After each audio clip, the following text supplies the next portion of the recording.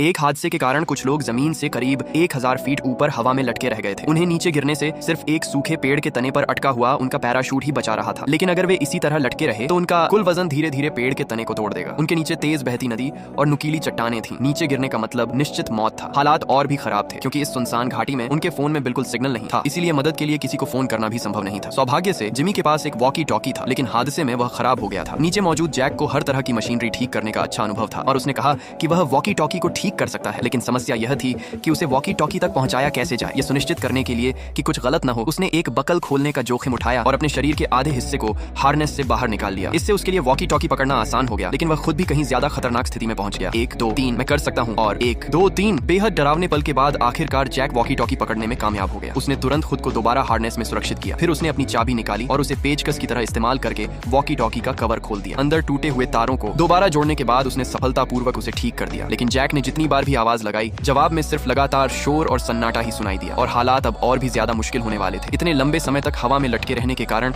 उनके शरीर में खून का संचार ठीक से नहीं हो पा रहा था और उनके हाथ पैर सुन्न होने लगे थे। यहाँ तक कि दिल का दौरा पड़ने का खतरा भी था। जिंदा रहने के लिए जैक ने एक साहसी फैसला लिया। वह रस्सी के सहारे ऊपर पेड़ के तने तक चढ़ेगा, लेकिन रस्सी पैराशूट के कैनोपी से जुड़ी हुई थी और ऊपर मौजूद लिसा उसी कैनोपी के सहारे गिरने से बची हुई थी। जैसे ही जैक ने रस्सी को जोर से खींचा, पैराशूट का कैनोपी नीचे खिसकने लगा। रुको रुको, मैं मजबूर होकर जैक ने रस्सी छोड़ दी और वापस अपनी पुरानी स्थिति में आ गया, लेकिन इस जोरदार हिलने डुलने से पेड़ का तना और ज्यादा टूट गया। चूंकि जिमी और जैक दोनों हार्नेस में बंधे हुए थे, इसलिए सिर्फ लिसा ही हिल डुल सकती थी। उसने गहरी सांस ली, धीरे धीरे अपने शरीर को पैराशूट के कपड़े से बाहर निकाला और फिर जिमी के नीचे से उसे ऊपर की ओर धक्का देने के बाद चढ़ना शुरू कर दिया। इस पूरी प्रक्रिया के दौरान उसे इस बात का बेहद ध्यान रखना था कि वह कितनी ताकत लगा रही है। अगर उसने ज्यादा जोर लगाया तो पेड़ का तना टूट सकता था, इसलिए ऊपर चढ़ना बेहद मुश्किल था और 5 मीटर से भी कम दूरी तय करने में उसे पूरे 30 मिनट लग गए। उन्हें लगा कि जैसे ही लिसा पेड़ के तने तक पहुंच जाएगी, वे सभी बच जाएंगे, लेकिन तभी अचानक उसके सामने एक सांप आ गया, जिसने चट्टान के किनारे तक जाने का रास्ता रोक दिया। जैसे जैसे सांप उसके करीब आने लगा, लिसा ने सावधानी से एक टहनी तोड़ी और उसे भगाने की कोशिश की, लेकिन अचानक सांप ने उसे काट लिया। सौभाग्य से जैक ने समय रहते उसे पकड़ लिया। ओह नहीं, लेकिन अचानक बढ़े हुए वजन के कारण मुश्किल से टिके हुए पैराशूट का कैनोपी फिर से नीचे